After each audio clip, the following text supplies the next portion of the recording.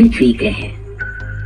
कमरे के पंखे की हवा से उड़ रही उस सुनहरी लट से वीर की निगाहें हट नहीं रही थीं। उस लट के पीछे से झांक रही वो काली बड़ी आंखें, सुर्ख गुलाबी होंठ और वो सोने सी चमकती त्वचा को निहारता हुआ वीर मानो भरी क्लास में पीरियड शुरू होने से पहले वाला शोर भी सुन नहीं पा रहा था। 18 साल का खूबसूरत नौजवान वीर प्रिया को निहारता हुआ अपनी सीट को यूं पकड़े बैठा था मानो सीट छूट जाएगी और वो स्प्रिंग की तरह हवा में उछल जाएगा। उसके दिल की धड़कनें टीवी पर आने वाले म्यूचुअल फंड के ऐड की तरह पर्राटेदार चल रही थी, मानो कह रही हो, romantic relationship are subject to social risk, please read the will carefully before proposing. पर दिल है कि मानता नहीं। वीर से अब रहा नहीं जा रहा था और वो अपने बैग से एक लाल गुलाब का फूल और एक पिंक कलर का कार्ड निकालता है और धीमे से जाकर प्रिया के सामने खड़ा हो जाता है। ये देखकर पूरी क्लास ऐसे शांत हो जाती है जैसे कोई टीचर आ गया हो। वीर हिम्मत जुटाकर प्रिया की तरफ गुलाब का फूल बढ़ा देता है और कह ही डालता है, आई लव यू प्रिया। प्रिया आंख देखती है नकाब और वीर को एक धक्का देकर दांत भींचते हुए धीमी आवाज में कहती है, शट अप, पीछे देख। वीर को बहुत अजीब लगता है। वो प्यार में आगे बढ़ना चाहता है और माशूका कह रही है कि पीछे देख। वो सोच ही रहा होता है कि तभी एक भारी आवाज से उसका ध्यान पीछे जाता है। ओह हीरो, आशिक आवारा, चल सीट पर बैठ जा, रिजल्ट अनाउंस करना है। अब वीर को एहसास होता है कि क्लास सच में टीचर को देखकर शांत हुई थी। भाई पोपट होने की भी कोई हद होती है। उस टीचर की ऐसी दहाड़ सुनकर जान चली जाए, ये आशिकी भला क्या चीज है। वीर धड़ाम से वहीं पर बैठ जाता है। क्लास में सभी बच्चे पास हो गए हैं सिवाय एक को छोड़कर। वीर रह जा।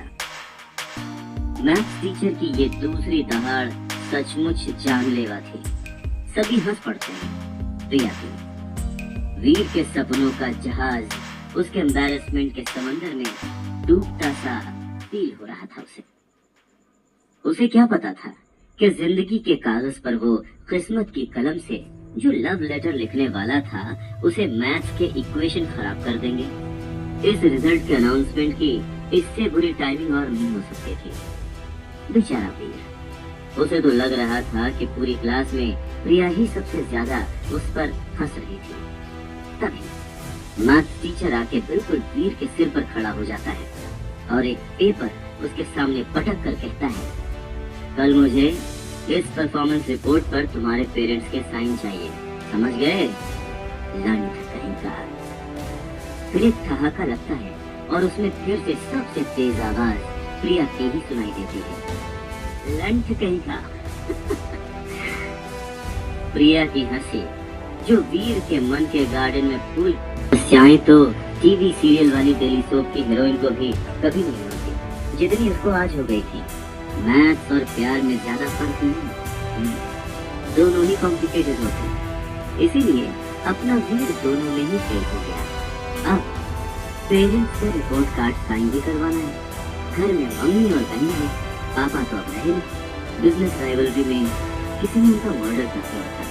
ऐसे में शायद वीर का पढ़ाई में मन लगना बंद हो गया। अरे आज तो बड़ी छुट्टी आ गया। वीर ने एक टांग घर के अंदर डाली ही थी कि माँ ने कोई की तरह सवाल साफ किया। जैसे वीर दहलीज नहीं देश का बॉर्डर क्रॉस कर रहा। वीर भी तैयार था। उसने काउंटर फायर किया। अरे मम्मी, जानती हो आज क्या हुआ है? मम्मी हड़बड़ा गई कि आखिर ऐसा क्या हो गया। इससे पहले वो कुछ पूछती वीर बोल पड़ा, अरे बवाल हो गया है मम्मी, बवाल। कॉलेज में वो जो हमारे मैथ टीचर है ना, उन्हें कुछ गुंडे पीटने आ गए। मम्मी की चिंता की लकीरें और गहरी हो गई। वीर फिर बोला, सब कह रहे थे किसी औरत से चक्कर है उनका। अरे पर वो तो शादीशुदा है ना, अच्छे आदमी है भाई। माँ ने चिंता जताई। अरे वही तो माँ, तुम तो सब जानती हो उनके बारे में। वेरी गुड, अब इस पेपर पर साइन कर दो। वीर में चाल चली। क्या इस पेपर में? माँ ने पूछा। मैथ्स टीचर का कैरेक्टर सर्टिफिकेट है माँ। ये सभी बच्चों को और उनके पेरेंट्स को साइन करवा के देना है सर को, वरना डीन सर हमारे जो है ना, वो मैथ्स टीचर को जॉब से निकाल देंगे। वीर ये बोलकर मम्मी को ध्यान से देखने लगा कि उसका पैतरा काम करता है नहीं, पर हर बार की तरह आज भी काम कर ही गया। मम्मी ने झट से पेपर पर साइन कर दिया। पेपर पर साइन मिलते ही वीर ऐसे गायब हुआ जैसे माइथो सीरीज में काम होने के बाद नारद मुनि गायब होते हैं। चलो, एक प्रॉब्लम तो निपटी। वीर राहत की सांस लेता हुआ अपने कमरे के बिस्तर पर निढाल होकर गिरता है। वीर का कमरा देखकर ऐसा लग रहा था जैसे वर्ल्ड वॉर 2 इसी कमरे में लड़ी गई थी। मम्मी और बहन को इस कमरे में आने की सख्त मनाही थी, इसीलिए कोई कमरा साफ भी नहीं कर पाता था। वीर ने अपने कान में ईयरफोन्स डाले और हेवी इलेक्ट्रॉनिक म्यूजिक लगा लिया। तभी अचानक उसी म्यूजिक के बीच से एक आवाज सुनाई दी। वीर पुत्र। ये आवाज जानी पहचानी थी। वीर दहशत में आ गया, पर इससे पहले वो कुछ कह पाता या कर पाता, उसके मोबाइल की स्क्रीन से डॉक्टर खुराना का हॉलोग्राम पॉपकॉर्न की तरह उछलकर बाहर आता है। उस हॉलोग्राम को अचानक देखकर वीर के हाथ से मोबाइल छूटकर नीचे गिर जाता है। हार्ट अटैक करवाओगे क्या अंकल? वीर चिल्लाता है। डॉक्टर खुराना का हॉलोग्राम बढ़कर अब वीर के कद का हो जाता है। वीर फिर चिल्लाता है, आप इस तरह मेरी लाइफ में जब चाहे तब नहीं घुस सकते। खुराना उसकी भावनाओं को समझते हुए कंसर्न दिखाते हैं। पुत्र, तेरे पापा मेरे बहुत अच्छे दोस्त थे, उनकी वजह से आज मैं जिंदा हूँ, इसीलिए दुख होता है उनके बेटे को मैथ्स में फेल होता देखकर। आपको कैसे पता? वीर हड़बड़ा जाता है। पुत्र, तुझे तो पता है मैं साइंटिस्ट हूँ, कोई भी कंप्यूटर सिस्टम मेरी पहुंच से दूर नहीं है। तुम्हारी लाइफ में हो रही सभी चीजें पता है मुझे, और यही मेरी ड्यूटी है। शायद ऐसे ही मैं तुम्हारे पापा के एहसानों का बदला चुका सकूं। बेटा, मैं जेन्युइनली चाहता हूँ कि मैं तुम्हारी कोई मदद कर सकूं। तुम चाहो तो मैं तुम्हें मैथ्स पढ़ा सकता हूँ ताकि तुम फेल ना हो। डॉक्टर खुराना ने वीर को दिल की बात बताई, पर 18 साल के वीर के लिए इन बातों का कोई मतलब नहीं था। इस उम्र में ज्ञान नहीं, फ्रीडम चाहिए होती है। डॉक्टर खुराना फिर वीर को कहते हैं, बेटा, तुम्हारा पढ़ाई में मन नहीं लगता तो कोई बात नहीं, मैं तुम्हें अपनी लैब में जॉब भी दे सकता हूँ। तुम चाहो तो अभी से पैसे कमा सकते हो, तुम्हें नई नई चीजें सीखने को मिलेंगी। बेटा, तुम्हें पता है हमारी धरती एकमात्र ऐसा ग्रह नहीं है जहाँ पर जीवन हो। सच में और भी कई ऐसे ग्रह हैं। वीर सोचता है कि वैसे ही मेरी ग्रह दशा खराब चल रही है और अंकल नए ग्रहों के बारे में सिखा रहे हैं। आखिर कैसे पीछा छुड़ाऊं मैं इस गले पड़ू अंकल से। अब वो समझ चुका है कि डॉक्टर खुराना से पीछा छुड़ाना इतना आसान नहीं था, इसीलिए उसने आसपास देखा और फिर अपना मोबाइल उठाकर पास रखे फिश बोल में डाल दिया। गुड़गुड़ करते मोबाइल के साथ डॉक्टर खुराना का हॉलोग्राम भी बंद हो गया। वीर ने अपने दोनों हाथों को ऐसे झटका जैसे कोई मुसीबत टल गई हो, पर आज फिर से वीर को मोबाइल टेबल लैंप के नीचे सुखाना पड़ेगा। दूसरे दिन दोस्तों की आवाज से वीर की नींद खुलती है और वीर को रियलाइज होता है कि वो आज फिर से कॉलेज के लिए लेट हो चुका है। फटाफट से तैयार होकर वो नीचे आता है। माँ रोज की तरह ब्रेकफास्ट लेकर खड़ी है, जो भागता हुआ वीर झट से उठाता है और आगे बढ़ जाता है। तभी मम्मी पीछे से आवाज देकर उसे रोकती है। वीर के पास ज्यादा समय नहीं है, पर वो रुकता है। बेटा, तुम्हारे पापा को गए हुए आज पूरा 1 साल हो गया है। माँ के मुंह से ये सुनकर वीर थोड़ा गंभीर हो जाता है। माँ आगे कहती है, मैं समझती हूँ तुम अभी तक इस सदमे से बाहर नहीं निकले हो, पर बेटा पढ़ाई पर ध्यान नहीं दोगे तो तुम्हारी मुसीबतें और बढ़ सकती हैं। आखिर तुम्हें ही इस घर का सहारा बनना है बेटा। ये सब सुनकर वीर बहुत इरिटेट होता है, पर हाँ में सर हिला देता है।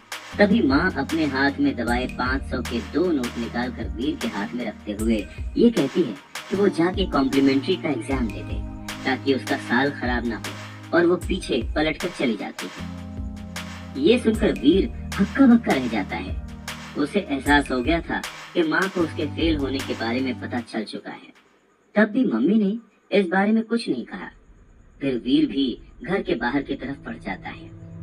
पापा की मौत के बाद वीर का पढ़ाई में मन लगना बिल्कुल बंद हो चुका था। वो बस रियलिटी से दूर रहना चाहता था।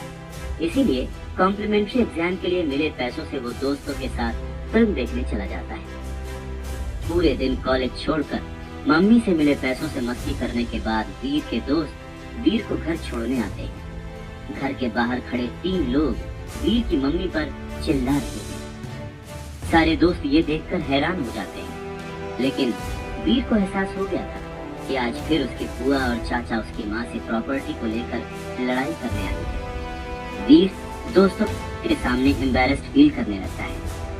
प्रेरणा, आखिर तुम चाहती क्या हो? ये घर हमारे माता पिता का है और मेरा और मेरे भाइयों का इस पर बराबर का हक है।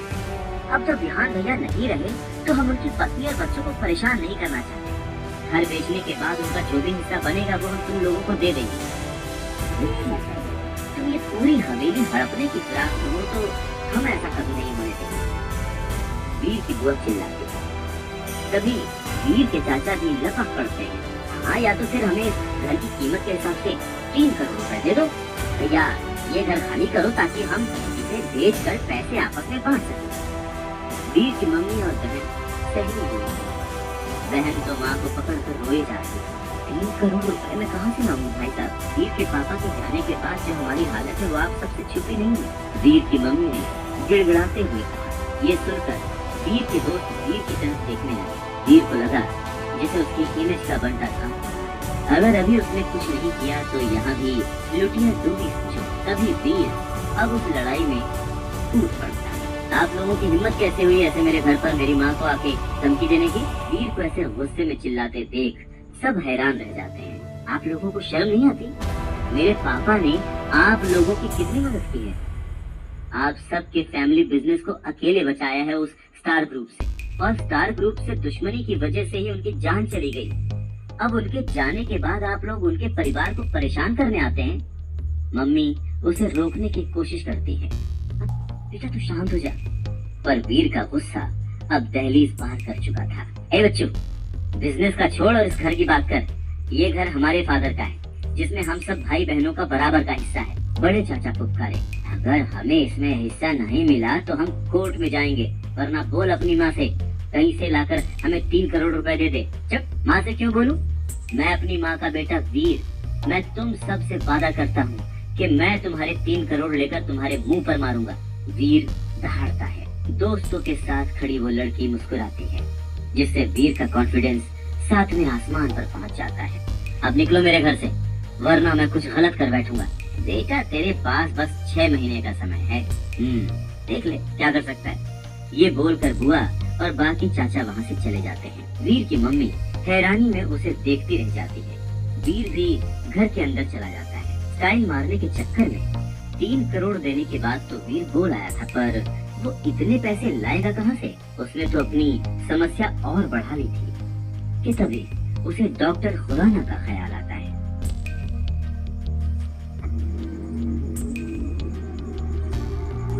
3 करोड़ जुटाने की चिंता में वीर अपने कमरे में चहलकदमी कर रहा था। तभी उसके दिमाग में आइडिया आता है। खुराना अंकल। खुराना का नाम लेते ही खुराना का होलोग्राम फिर उसके मोबाइल में अचानक से अपीयर होता है, जिसे देखकर हर बार की तरह वीर डर जाता है। हाँ पुत्र, तूने मुझे बुलाया? खुराना बोलता है। अंकल आप अलादीन के जिन हो क्या कि मैं आपका नाम लेता हूँ और आप अपीयर हो जाते हो? वीर जेन्युइनली ये जानना चाहता है। खुराना हंसता है। अरे बेटा, मैंने तुम्हारे मोबाइल पर वॉइस कमांड इंस्टॉल कर दिया था ताकि किसी भी मुसीबत में तुम मुझको बुलाओ तो मैं जल्द से तुम्हारी मदद के लिए आ सकूं। ये सुनकर वीर उनसे पूछना चाहता है कि आपको इसके अलावा कोई और काम धंधा है कि नहीं, पर पैसा न मिलने के डर से वो नहीं पूछता, चुप रह जाता है। बोल पुत्र, क्या हेल्प चाहिए तुझे? खुराना पूछता है। हेल्प तो चाहिए अंकल। वीर बोल ही रहा था कि खुराना बोलता है, तो फिर आ जाओ मेरी लैब भी घुमा दूंगा और बातें भी कर लेंगे। मैंने तुम्हारे मोबाइल पर लोकेशन भेजा है, देखो। Okay, see you soon. ये बोलकर खुराना फोन काट देता है। इतनी तेजी में ये सब होता है कि वीर प्रेजेंटली सरप्राइज रह जाता है। वो सोचता है कि खुराना इतना बड़ा साइंटिस्ट है तो 3 करोड़ तो होने ही चाहिए उसके पास। वीर खुराना के दिए हुए पते पर पहुंच जाता है और चारों तरफ देखता है। वो किसी बड़े ऊंचे कांच वाली बिल्डिंग की कल्पना लिए चारों तरफ देख रहा है। आखिर इतने बड़े साइंटिस्ट हैं खुराना अंकल, तो उनका ऑफिस भी तो शानदार ही होगा। पर वहां तो बस एक टूटा फूटा मकान दिख रहा था। वीर कंफ्यूज था कि तभी उस टूटे फूटे मकान से खुराना भागता हुआ बाहर आता है। अरे पुत्र, तू आ गया, welcome welcome welcome in my life. Khurana की बात सुनकर वीर के मन में बस एक ही ख्याल आता है, खुदा पहाड़ निकला चूहा। खुराना उसका हाथ पकड़ के लगभग घसीटते हुए अंदर ले जाता है। अंदर आने के बाद का नजारा देखकर वीर को लगता है भैया गई भैंस पानी में। कबाड़ी की दुकान भी उस घर से ज्यादा अच्छी थी। अब वीर अपनी भावनाओं पर काबू नहीं रख पाया और अपना सवाल दाग ही देता है। अंकल, आप तो कह रहे थे कि आप बड़े साइंटिस्ट हैं। इस पर खुराना हड़बड़ाता है। हाँ, क्यों किसी ने कुछ और बोला है क्या? वीर सरकास्टिक होकर कहता है, नहीं, वो इतना बड़ा ऑफिस देखकर लग रहा है। वीर बोल ही रहा होता है कि खुराना पास लगे एक बटन को दबा देता है, जिससे पूरा का पूरा फ्लोर हरकत में आ जाता है और किसी लिफ्ट की तरह नीचे जाने लगता है। वीर लगभग लड़खड़ाते हुए गिरने वाला होता है, पर खुराना उसे सहारा देता है। ये क्या है अंकल? हाँ? वीर घबराकर कहता है, पर उसके जवाब में खुराना बस मुस्कुराता है। वीर ऐसी सिचुएशन में उसे मुस्कुराते हुए देखकर गालियां देना चाहता है, पर बाद में पैसे न मिलने के डर से वो चुप ही रह जाता है। अब वो लिफ्ट रुकती है और एक दरवाजा खुलता है। एक तेज सफेद रोशनी से वीर की आंखें चुंधिया जाती हैं और वो अपनी आंखें मींचने लगता है। उन नीची हुई आंखों से वो जो देखता है तो बस उन्हें देखता ही रह जाता है। एक बड़ी विशाल लैब जहां हर जगह हाईटेक मशीन्स लगी हुई हैं, बड़ी बड़ी स्क्रीन्स लगी हुई हैं, जिसमें अलग अलग डेटाज और वीडियोस चल रहे हैं। बड़े बड़े ट्यूब में से फ्यूम्स निकल रही हैं और रोबोटिक हैंड्स अपने अपने काम में लगे हुए हैं। ये खुराना की लैब से ज्यादा आयरन मैन का वर्कशॉप लग रही थी। वीर को लगता है जैसे वो अपने सपनों की दुनिया में पहुंच गया है। वाह अंकल, ये तो तहलका है। वीर के मुंह से निकले हुए शब्दों को सुनकर खुराना ऐसे खुश होता है जैसे अपनी खूबसूरती की तारीफ सुनकर कोई लड़की खुश होती है। मेरी लैब है मेरा, खुराना अपनी तारीफ करते हुए कहता है और अपनी मशीन को ऐसे देखने लगता है जैसे मशीन न होकर उसके पालतू जानवर हो। बोल पुत्र, तुझे क्या हेल्प चाहिए? तू जो बोलेगा मैं दूंगा, आखिर तू मेरे यार का पुत्र है। खुराना बड़े प्यार से वीर को पूछता है। वीर भी इतनी फ्रीडम पाके धड़ल्ले से बोल देता है, अंकल 3 करोड़ रुपए चाहिए। ये सुनते ही खुराना अपनी ही मशीन पर फिसलते हुए नीचे गिरते गिरते बचता है और खुद को संभालते हुए हैरानी से पूछता है, 3 करोड़? हाँ अंकल, आप तो दे ही सकते हो। वीर पूछता है। खुराना अब खुद को स्ट्रेट करते हुए सीरियस होकर वीर को समझाता है, देख पुत्र, ये सब जो तू देख रहा है ना, ये मेरा पर्सनल नहीं है, ये सब सरकार ने दिया है। उसके बाद वो रुआंसा होकर कहता है, 3 करोड़ तो मैंने अपनी पूरी लाइफ में नहीं देखे, तो तुझे कैसे दे दूं? खुराना की ऐसी दयनीय हालत देखकर वीर को और गुस्सा आ रहा होता है। मतलब आप मेरी मदद नहीं कर सकते? कर सकता हूँ और करूँगा पुत्र, करूँगा ना। तू चाहे तो मैं इस लैब में तुझे जॉब दे दूंगा, 20,000 सैलरी भी दिलवा दूंगा। सच्ची 20,000 सैलरी। मैथ में वीर ज्यादा अच्छा नहीं था, पर वो अपने मोबाइल को निकाल कर कैलकुलेट करता है और पता है कि 20,000 मंथली सैलरी में तो उसे 3 करोड़ जुटाने में 125 साल लग जाएंगे। अरे अंकल, इतने दिनों में तो मेरे पोते भी बूढ़े हो जाएंगे, फिर पैसों का क्या करूँगा? खुराना मजबूर है और वीर गुस्सा। वीर वहाँ से जाने ही वाला होता है कि उसकी नजर एक लाल रंग के टेलीफोन बूथ पर पड़ती है जो लकड़ी का लग रहा था। वीर हैरान होता है कि इतने हाईटेक लैब में ये पुराने जमाने का टेलीफोन बूथ क्या कर रहा है?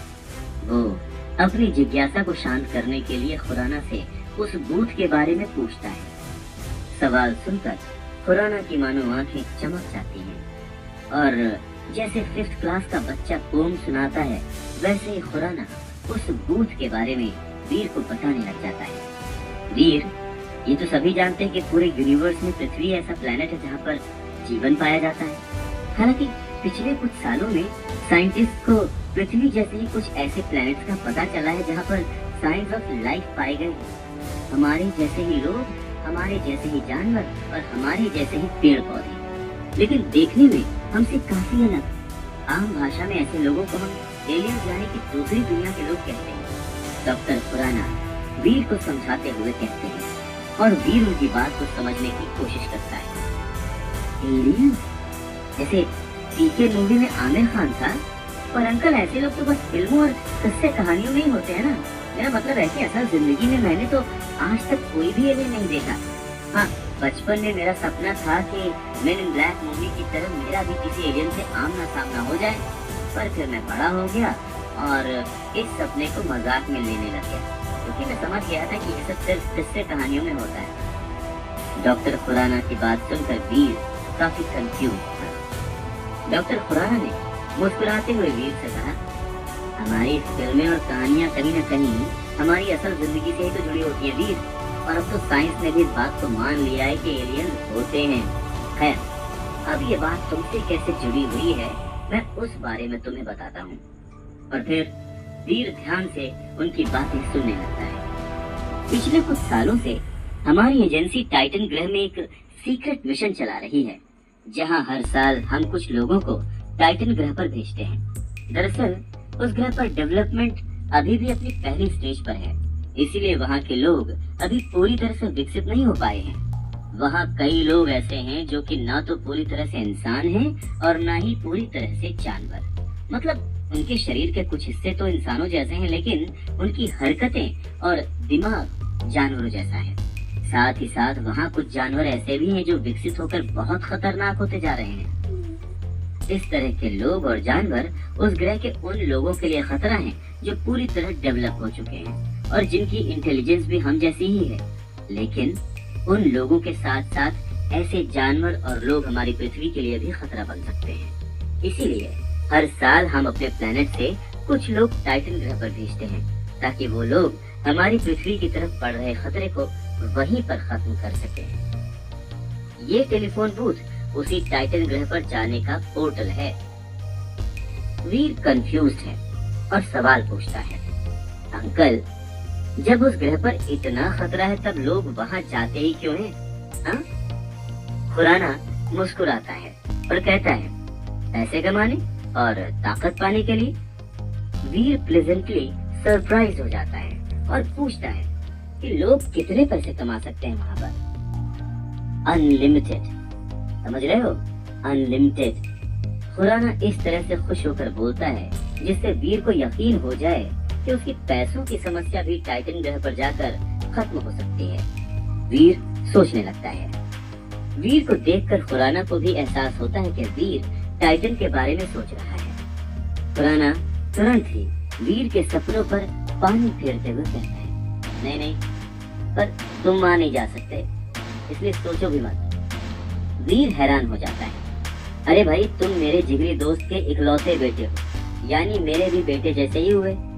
मैं तुम्हारी जान खतरे में नहीं डाल सकता। तुम घर जाओ और कोई और रास्ता ढूंढो पैसे जुटाने का।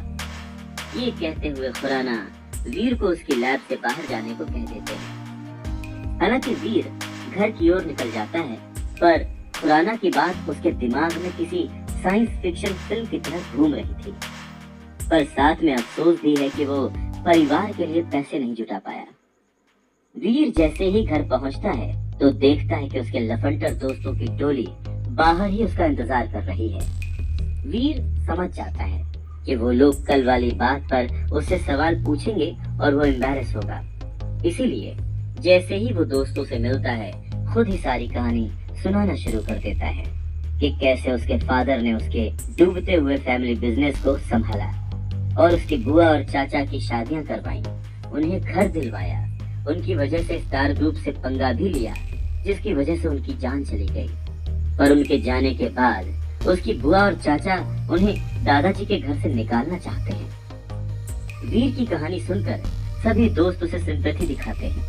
अभी अभी जवान हो रहे लड़कों के खून में कुछ ज्यादा ही उबाल होता है, पर दिमाग उतना ही कम होता है। ऐसे ही दिमाग से वीर के दोस्त उसे सलाह देते हैं कि वीर को बुआ के घर से जाके इस घर के प्रॉपर्टी के पेपर्स चुरा लेने चाहिए। उसके बाद बुआ हो या चाचा कोई भी उन पर घर खाली करने के लिए लीगल एक्शन नहीं ले पाएगा और उसे 3 करोड़ रुपए भी नहीं देने पड़ेंगे।